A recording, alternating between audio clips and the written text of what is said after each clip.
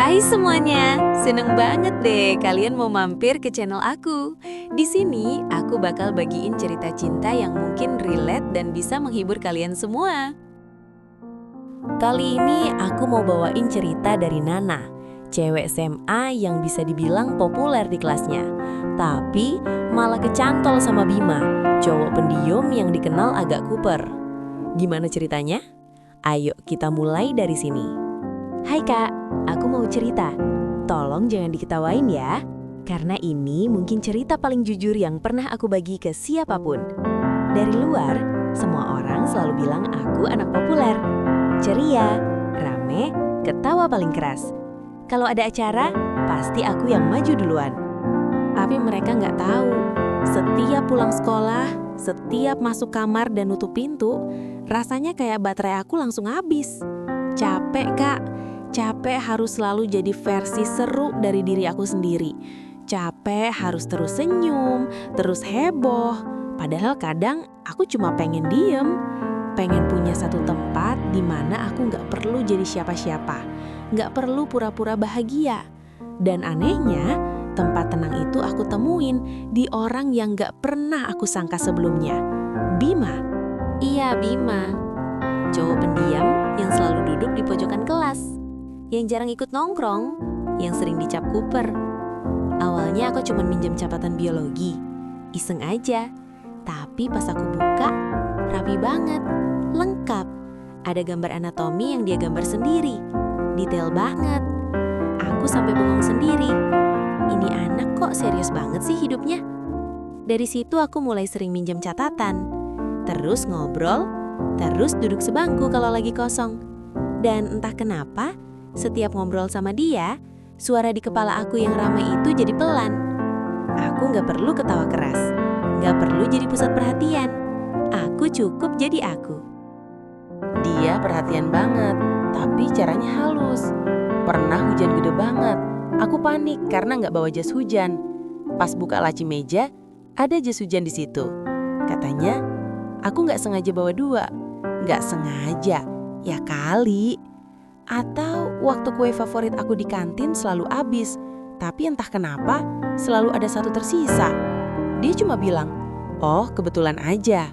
Kebetulan katanya, padahal aku tahu dia nunggu dari awal istirahat cuma buat itu. Dan bodohnya, aku malah mulai takut karena teman-teman aku mulai komentar, "Nak, lu serius deket sama dia? Dia kan kuper banget, gak level lah." Awalnya aku ketawa. Aku bilang, "Ih, apaan sih?" Tapi makin lama, omongan itu masuk juga. Pelan-pelan, tapi nyusup. Aku mulai mikir, apa aku salah? Apa aku kelihatan aneh?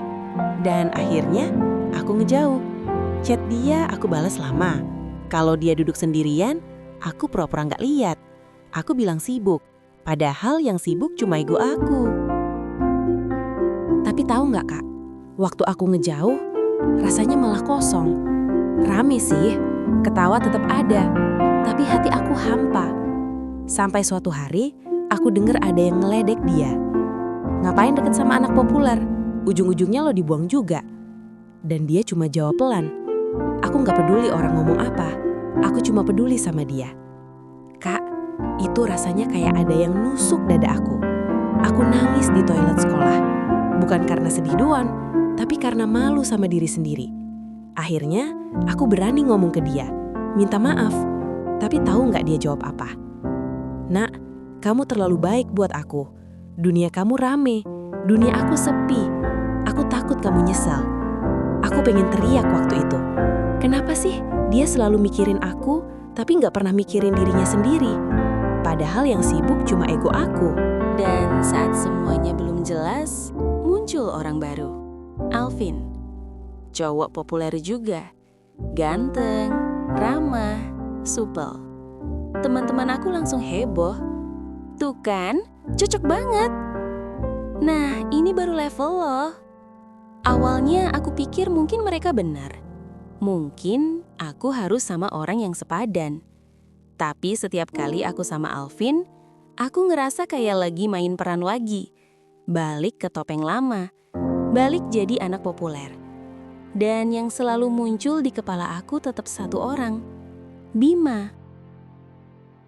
Bima sadar, tapi bukannya berjuang, dia malah menjauh. Jarang nyapa, jarang senyum, kayak sengaja kasih ruang buat Alvin. Aku kesel banget, kenapa dia gampang banget nyerah. Sampai satu sore, sekolah udah sepi. Aku lagi ngerjain dekor acara sendirian.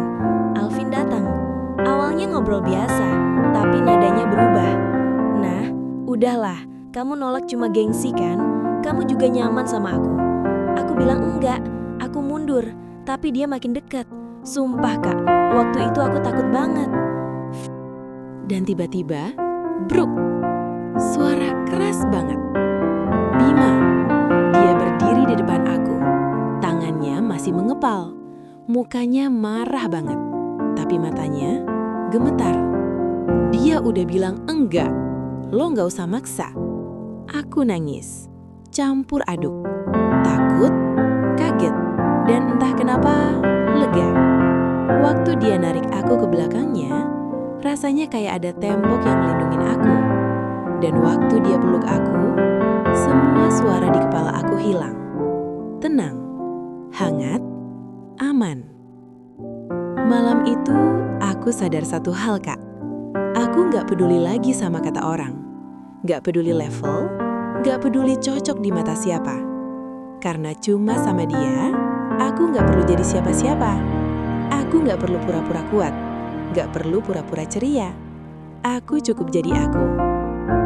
Dan mungkin, bahagia itu bukan tentang siapa yang paling keren, tapi tentang siapa yang diam-diam selalu jaga kamu. Yang tetap ada, meski kamu sempat ninggalin dia.